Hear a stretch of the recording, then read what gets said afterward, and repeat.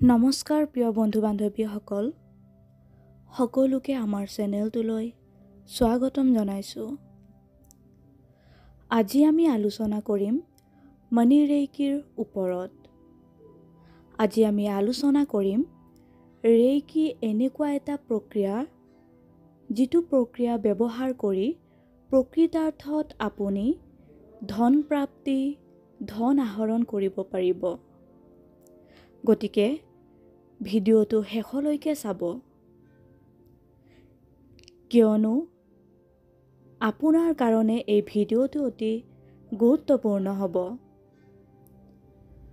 বন্ধুসকল, আমি আমাৰ জীৱনটোক সুন্দৰময় কৰি তুলিবলৈ, আমি আৰ্থিকভাৱে স্বাৱলম্বী হ'বলৈ, আমি মান সন্মান পাবলৈ, প্ৰেম প্ৰাপ্তি কৰিবলৈ বা গুৰুৰ কৃপা পাবলৈ, ঘৰখন সুন্দৰ হ'বৰ কাৰণে, সতি সন্ততি ভাল হ'বৰ কাৰণে, জ্ঞান বুদ্ধিৰ বিকাশ হ'বৰ কাৰণে, নিজৰ স্বাস্থ্য ভাল হ'বৰ কাৰণে, লগতে এখন সুন্দৰ সমাজ প্ৰাপ্তিৰ কাৰণে আমি নিশ্চয় আমাৰ ভিতৰৰ যি মানুহজন, ভিতৰৰ যি মই, ভিতৰৰ যি ইনাৰ চাইল্ড বা আমাৰ ছাবকনচিয়াছ মাইণ্ড, তাক আমি সদায় সক্ৰিয় কৰিব বিচাৰোঁ। আমি জানো আমাৰ ভিতৰত এনেকুৱা এটা শক্তি আছে, যি শক্তি জাগৃত হ'লে, যি শক্তিক ব্যৱহাৰ কৰিলে আমি মেৰিগোল কৰিব পাৰোঁ। আমি জানো যে আমাৰ ভিতৰত ইমান অফুৰন্ত শক্তি লুকাই আছে যে তাক আমি অসম্ভৱকো সম্ভৱ কৰি তুলিব পাৰোঁ। আমি প্ৰত্যেককে অনুভৱ কৰোঁ যে আমাৰ ভিতৰৰ সেই শক্তিক আমি জাগৃত কৰা দৰকাৰ। আমি বহুবাৰ চেষ্টাও কৰোঁ, বহুবাৰ আমি প্ৰয়াসো কৰোঁ, কিন্তু বহু সময়ত আমি পৰিস্থিতি, বিভিন্ন ঘটনাবিলাকৰ কাৰণে আমি নিগেটিভ হওঁ আৰু আমি হাৰি যাওঁ।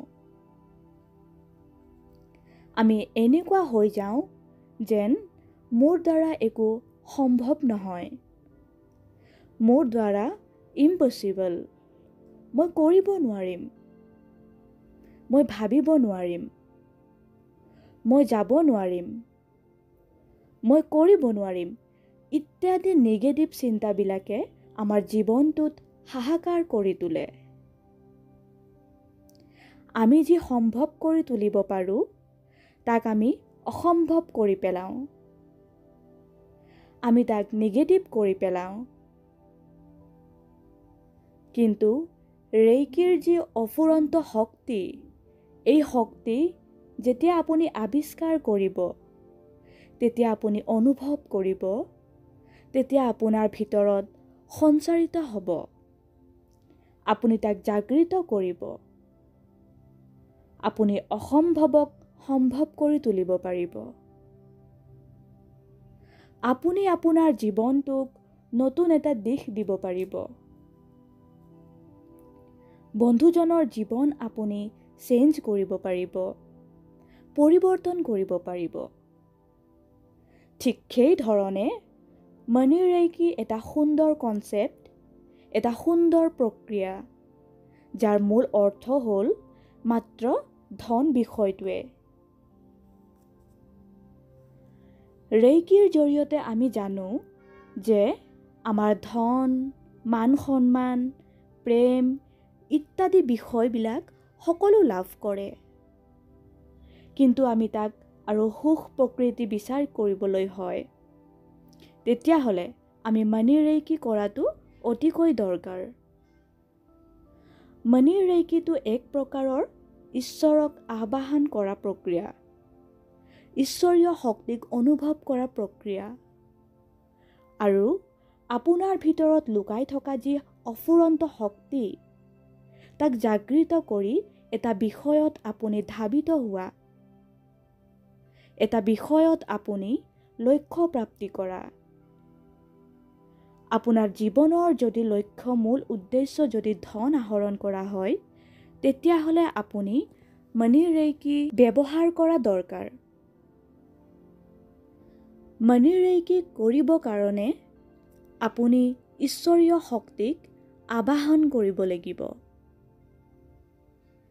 ঈশ্বৰীয় শক্তিক আপুনি বুজি উঠিব লাগিব।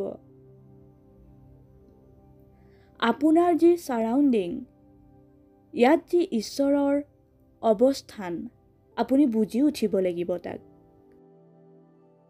আপুনি যেতিয়া ঈশ্বৰৰ অস্তিত্বক বা বিশ্বব্ৰহ্মাণ্ডীয় শক্তিক আপুনি যেতিয়া অনুভৱ কৰিব, আপোনাৰ ক্ষীৰে ক্ষীৰে আপুনি অনুভৱ কৰিব। আপুনি আপোনাৰ সাৰাউণ্ডিঙত অনুভৱ কৰিব, তেতিয়া নিশ্চয় আপুনি তাক আপোনাৰ বিষয়ত কামত লগাব পাৰিব। আপুনি যিটো বিষয় প্ৰাপ্তি কৰিব বিচাৰিছে, সেই বিষয়ত আপুনি গতি কৰিব পাৰিব। নিশ্চিত ৰূপত ইয়াক কিছুদিনৰ অভ্যাস কৰাটো দৰকাৰ। অন্ততঃ আপুনি 21 দিনৰ অভ্যাস কৰা দৰকাৰ। আৰু এইখিনি সময়ত আপুনি ঈশ্বৰক ধন্যবাদ জ্ঞাপন কৰাটো দৰকাৰ।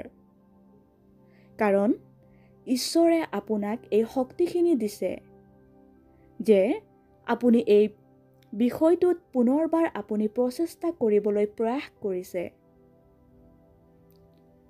ঈশ্বৰে আপোনাৰ প্ৰাৰ্থনাক কেতিয়াও নিগেটিভ নকৰে, আপোনাক নিদিয়াকে নাথাকে, আপোনাক দিব। কিন্তু আপুনি নিৰ্ধাৰণ কৰিব লাগিব, আপুনি কিমান প্ৰাপ্তি কৰিব বিচাৰিছে, কিমান ধনৰ প্ৰাপ্তি কৰিব বিচাৰিছে, সেই ধন আপুনি ক'ত ব্যৱহাৰ কৰিব, সঠিক উপায়েৰে নে বেয়া উপায়েৰে, সেই ধনক আপুনি ইউটিলাইজ কৰি কেনেকৈ সমাজৰ মংগল কৰিব, কেনেকৈ আপুনি 10 জনৰ মংগল কৰিব, তাৰ চিন্তা কৰা দৰকাৰ। তাকে নকৰি যদি আপুনি নিজৰ লাভৰ কাৰণে, নিজৰ আকাংক্ষা পূৰণৰ কাৰণে, নিজৰ বেয়া চৰিতাৰ্থবিলাক কৰিবৰ কাৰণে যদি আপুনি ভাবে যে মই মানি ৰেইকি ব্যৱহাৰ কৰিম আৰু নিজৰ জীৱনটো ধনেৰে উপচাই পৰিম, নিশ্চিত ৰূপত আপোনাৰ পৰিণতি বেয়া হ'ব। সেইকাৰণে প্ৰথমে নিৰ্ধাৰণ কৰিব আপুনি কিমান ধন আকাংক্ষা কৰে আপুনি, আৰু সেই ধন আপুনি কি কামত ব্যৱহাৰ কৰিব, কিমান কৰিব। এই কথাখিনি ক্লিয়াৰ হয়হে আপুনি আপোনাৰ নেক্সট লেভেলত আপুনি যাব। তাৰ কাৰণে আপুনি কলম কাগজ লৈ আপুনি সুন্দৰকৈ পৰিকল্পনা কৰিব লাগিব। আপোনাৰ প্ৰাপ্তিক আপুনি নিজে আণ্ডাৰষ্টেণ্ড কৰিব লাগিব, বিচৰাখিনিক আপুনি বুজিব লাগিব, আৰু বিচৰাখিনিক আপুনি বুজিব লাগিব আৰু সেইমতে আপুনি তাক প্ৰয়োগ কৰিব লাগিব। ঈশ্বৰীয় শক্তিক আবাহন কৰিব। ৰেইকি শক্তিক আপুনি আপোনাৰ শৰীৰত অনুভৱ কৰিব আৰু তাক ব্যৱহাৰ কৰিব প্ৰত্যেকজন লোকৰ ক্ষেত্ৰত। তেতিয়া আপুনি দেখিব ই মেৰিগোল ষ্টাৰ্ট হৈ যাব। কিন্তু যদি অস্পষ্ট হয়, লোভ লালসা আৰু সংৰাগত যদি কৰিছে বা প্ৰতিশোধ পৰায়ণ লৈ যদি আপুনি কৰিছে, তেতিয়াহ'লে নিশ্চিত ৰূপত ই আপোনাৰ কাৰণে বিফলতাৰ কাৰণ হ'ব। ই আপোনাক নিগেটিভ ফলহে দিব। সেইকাৰণে যদি আপুনি ভাবে যে মোৰ জীৱনত ধনৰ প্ৰয়োজন, টকা পইচাৰ প্ৰয়োজন, তেন্তে আপুনি মানি ৰেইকি আৰম্ভ কৰক। লগতে এই ধৰণৰ ভিডিঅ' কণ্টেণ্ট আৰু ব্যৱসায়ৰ লগত জড়িত থকা ভিডিঅ' কণ্টেণ্টবোৰ পাই থাকিবলৈ আপোনালোকে মোৰ এই চেনেলটো ছাবস্ক্ৰাইব কৰি ল'ব। বাকী আপুনি ভালেই থাকিব, সুস্থ হৈ থাকিব। পুনৰ লগ পাম অন্য এটি নেক্সট ভিডিঅ'ত। ধন্যবাদ।